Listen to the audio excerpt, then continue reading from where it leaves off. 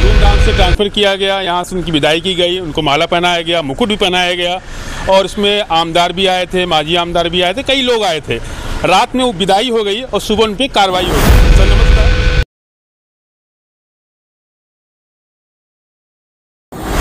मैं रवि पंडित और इस वक्त मैं खड़ा हूँ विरार पश्चिम में वसई विरार महानगर पालिका के ठीक सामने है। दिखाइए वसई विरार महानगर पालिका का ऑफिस, जिससे पूरे वसई विरार महानगर पालिका के क्षेत्र में भ्रष्टाचार किया जाता है और इसी भ्रष्टाचार को लेकर पिछले 2 महीने से लगातार ईडी वाले वसई विरार में रेड कर रहे हैं।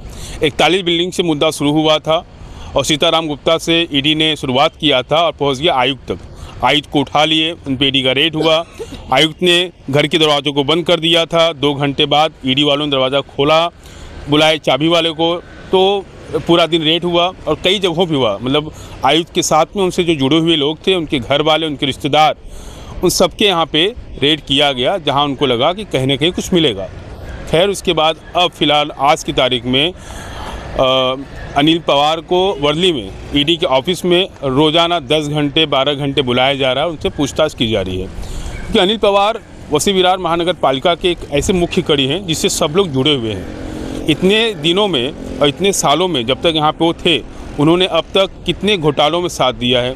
क्या अनिल कुमार ओसीसीसी, जो फर्जी ओसीसीसी का मामला था 2023 का, उसमें भी साथ में जुड़े हुए थे? क्या उनको कहीं ना कहीं पता था कि जो फर्जी ओसीसीसी का मामला चल रहा है, सबसे बड़ा घोटाला था 9000 करोड़ का, जो एक संख्या सामने आई थी, क्या उसमें वो शामिल थे? क्या उसमें उनकी सहमति थी?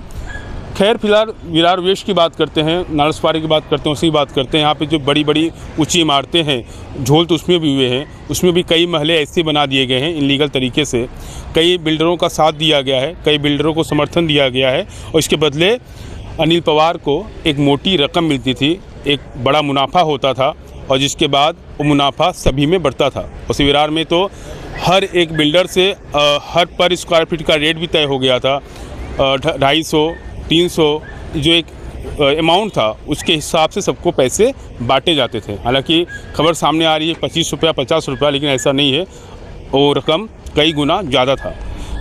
ऐसा भी हो सकता है कि अनिल कुमार को इसकी भनक पहले पड़ गई थी और उनके पास कुछ मिला नहीं, क्योंकि उनके नीचे जो बाकी अधिकारी थे, चाहे वाईएस रेड्डी हो गए और अन्य लोग भी थे, उनके पास करोड़ों के पैसे मिले, सोना मिला, हीरा मिला, तो एक बड़ी मोटी रकम मिली। और वहीं बात करें अनिल पवार की, उनके पास कुछ भी नहीं मिला, तो ये भी एक सवाल खड़ा होता है।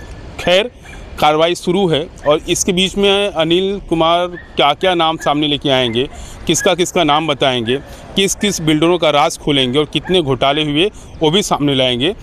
लेकिन ईडी वो सब सामने लाती है या छुपाती, वो भी एक विषय इसमें बनेगा। लेकिन फ़िलहाल इन दिनों में जितने भी अवैध काम किए जा रहे हैं, जितने भी फर्जी ओसीसीसी काम किए जा रहे हैं घोटाले के बाद भी, आज अगर आप देखेंगे सका नगर, फुलपाड़ा में, इन जगहों पे लगातार अवैध काम किए जा रहे हैं। जहाँ पे वसई विरार महानगर पालिका आयुक्त के घर पे ईडी आ रही है, तो वहीं पे जो अवैध बिल्डर है उनका काम नहीं रुक रहा है। तो मुखिया तो चला गया, लेकिन उसके जो नीचे सैनिक है उनका काम लगातार शुरू है। सहायक आयुक्त जो हैं हर विभाग के, वो अपने काम को बखूबी कर रहे हैं, क्योंकि हर महीने जो हिस्से हैं उसको पहुँचाने हैं। तो ईडी अब क्या उन सहायक आयुक्त के यहाँ भी रेड करेगी और जो बिल्डर हैं, जो लगातार बिल्डिंग बना रहे हैं और स्टे की आड़ में अपने बिल्डिंग को बचा रहे हैं और भी कई सालों से, उन पे क्या कार्रवाई होगी? आज भी अवैध बिल्डिंग को वैध बता के रजिस्ट्रेशन किया जा रहा है और लगातार ये चीज़ें बढ़ती जा रही है, उसको भी क्या रोका जाएगा? और ईडी क्या इन जगहों पर पहुंच पाएगी? ईडी सभी विभाग के लिए अलग अलग तरीके से लोगों को रेडी करेगी, एक टीम बनाएगी और सभी पे कार्रवाई करेगी। एंटी करप्शन है, लेकिन एंटी करप्शन होने के बावजूद भी भ्रष्टाचार होता है।